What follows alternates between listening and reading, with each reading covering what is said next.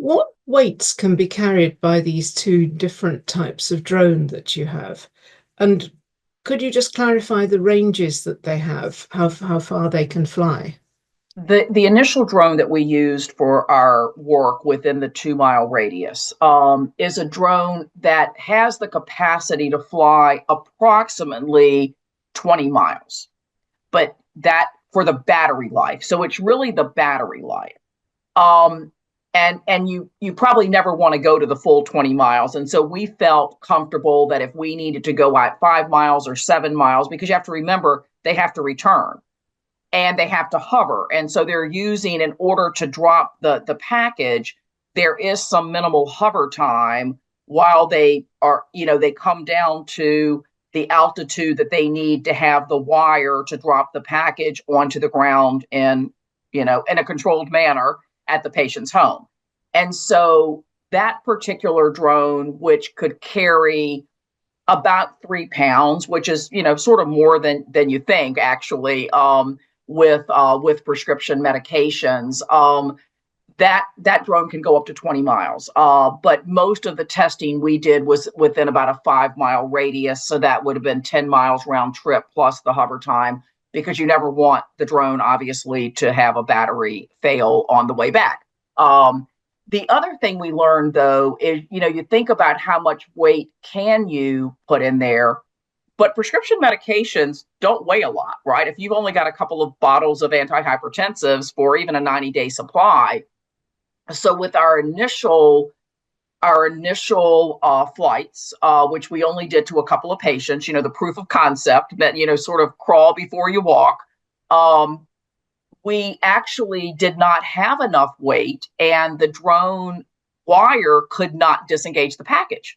So we had to bring it back to the hospital, and we simply put a bottle of water, just one of the, 17-ounce bottles of water, just to give it enough weight so there's a sweet spot that you have to find in order for the drone to be optimized. So that was the original drone that we used, and that's more the traditional drone that many people think about, that have the multiple, propellers.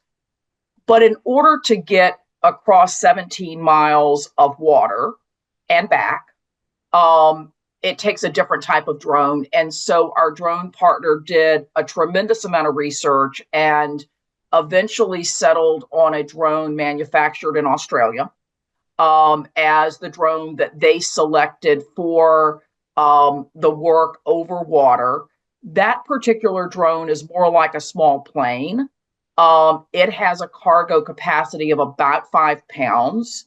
It doesn't have the same limitations as far as a specific weight to make the guide wire drop, because in that particular drone, it actually lands and personnel need to remove the cargo and then push a button to send the drone back to the drone port. So that required a different technology. And interestingly enough, the first time that our drone partner had used that technology, so the amount of testing that was required prior to actually putting it into production was fairly extensive, and had to be signed off by the FAA before we could do our initial flight to the island.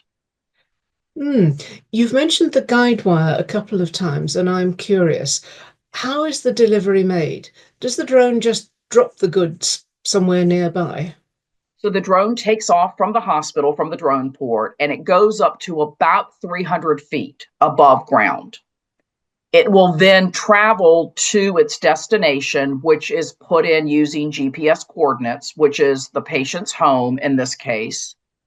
And once it gets to that destination, it will drop in altitude to roughly 80 feet above ground. So 300 feet or roughly 100 meters, down to probably, if I'm doing my math, roughly 25 meters above ground. Once it gets to that height, that lower height at the residence, it drops the package by a guide wire that drops from the bottom of the drone very slowly in a controlled manner. That guide wire then once the package hits the ground. And there's specially designed boxes that we put the medications in. The way that the box is designed, once the package hits the ground, there's enough slack in the line that the hook becomes unengaged from the top of the box, and the guide wire then goes back up into the drone. The drone then goes back up to 300 feet or 100 meters and comes back to the drone port. But it's a very controlled process where once it gets to its delivery location, it hovers in a stationary manner, drops to the right altitude, and then the guide wire is what actually drops down with the package attached and until it hits the ground. And then the guide wire is retracted and the drone comes back home. So as a patient, I would see the drone arrive in my driveway. Yes, Wow. yes. And that's one of the reasons that as we were looking at locations, they had to be very careful. If it was a heavily treed lot, there may not be a clear landing zone. And so, at least for our proof of concept, again, you want to go into it being the most conservative and with the idea that you'll be the most successful that you can. And so, we look to our drone partner based on their experience doing drone delivery for other commercial entities in other parts of the country, that they understand what makes a successful drop.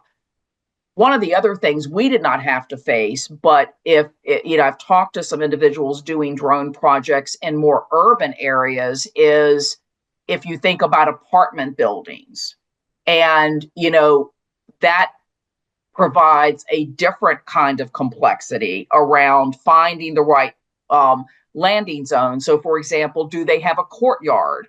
Can they come into the courtyard? What does that look like? But for our purposes, because we're very rural, most, the individuals we were delivering to lived in single family homes with a yard around them. And so the goal was to deliver those packages essentially to their front porch, or, the right at the bottom of the stairs to the front porch, if you will. Mm-hmm. Now, what about security? How can you be sure the medicines or even the drone don't get stolen or damaged?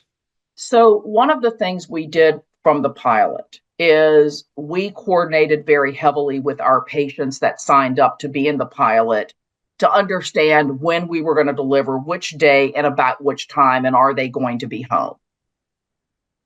But at the end of the day, at least in the United States, Amazon delivers medications, FedEx delivers medications, UPS delivers medications, and those are just left on people's front steps with no security.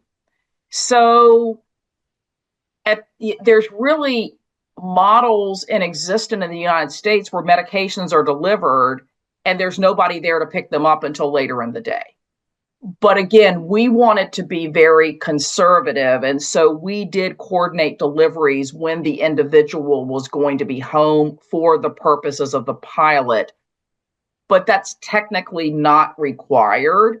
I think as a pharmacist, one of the other things, in addition to potential theft, and, the boxes were not marked in a manner that you would understand that there are medications in them, right? They, very limited, basically a white box, from a patient privacy perspective. We have certain regulations in the United States that we have to follow around patient privacy under HIPAA, and which is the federal code. And so there was no distinguishing information on the outside of the package other than the physical address. So there's not any information about what's in the package. But I worry more, what about temperature excursions with medications? If you were delivering in the wintertime, right, or is it going to be freezing? Medications aren't really meant to be stored at freezing conditions, right? They should be controlled room temperature. So, there are many factors that go into it. So for the purpose of the pilot, we required the person to be at home or a family member be at home, and we coordinated those deliveries such that they were aware approximately what time the delivery would show up.